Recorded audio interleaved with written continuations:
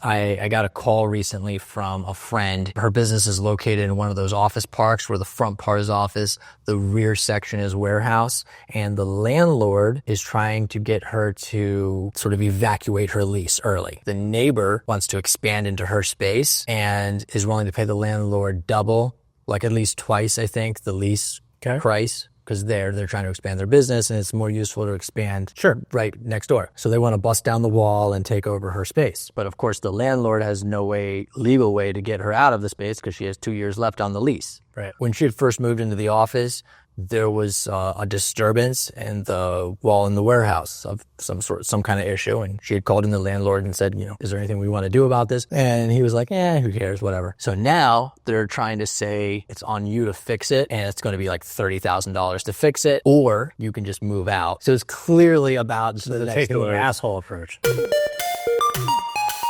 So he wrote her a letter saying, it seems to me like you have maybe two choices or three choices. One is you can either pay to fix this wall for $30,000 or you can leave and we'll just, I'll let you out of your lease. What's your gut reaction to this? These people are assholes, but then I'd probably just settle down for a second, think it through. The neighbor can't do anything because he's a third party. So you're dealing with your landlord. He's trying to threaten you, which is, see, I just don't get why they wouldn't have done like the olive branch approach. Maybe the landlord has another property. He's like, hey, I can move you to this other one for free or something, or I can give you like a slightly larger space because this other guy's trying to pay double for this one or whatever. I don't know, like try to do something nice. As long as you're legally protected against that whatever damage in the wall thing is, I'd probably just stick out my lease. The first option was pay for it. The second option was leave. The other option was they will litigate it, take her to court. Well, it sounds like Sherry took care of, the paperwork or whatever for the issue when she moved in, so let's go to court. Yeah, I don't think that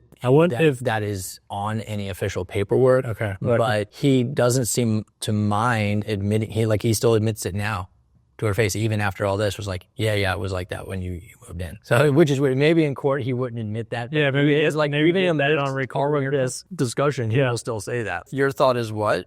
What would you do if you were her? I mean, unless I wanted to move, I'd probably just stay because they're just... But what's your response? I guess if you need to take me to court, I'll see you in court. My first thought was, based on her description, it seems like the whole reason this is going down is purely financial reasons. Right. This company is willing to pay more money for the space, which is why the landlord wants her out in the first place, because he wants to make more money. It sounds like all parties are willing to do some business. Right. So I'm thinking you respond and just ignore the part about the litigation, ignore the part about the wall. Those have nothing to do with what's actually going on, which is this person wants to move into her space. Yeah, probably. Because they want to expand their business. It's worth money to them. It's worth a lot more money to them. Maybe they would be willing to incentivize her. They threw out the $30,000 figure. I'm like, maybe make an offer. Like, well, if you incentivize me with $30,000, I could move. There's certain moving expenses. She has a big ramp that's going to cost $5,000 to move. It's the big heavy ramps. Well, maybe she could be incentivized, at least cover the cost of moving, and then maybe a bit more to make it worth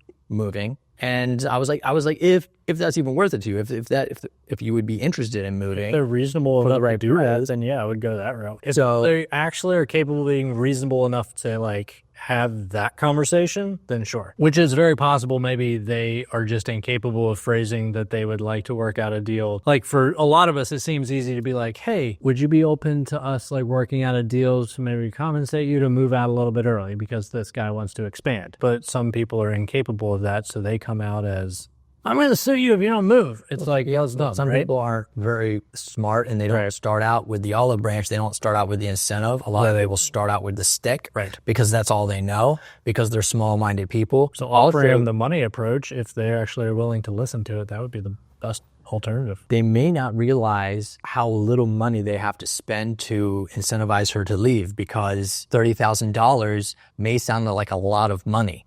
But if you take most companies that are already entrenched in their office spaces, $30,000 is just not enough to move an entire warehouse of stuff. That's a lot of time and money. You're going to be out of business for during that moving process. Everybody has to get reset up. $30,000, and then you have to go find a new place, a new lease. Like, that's so much work. Most companies aren't going to do it for $30,000.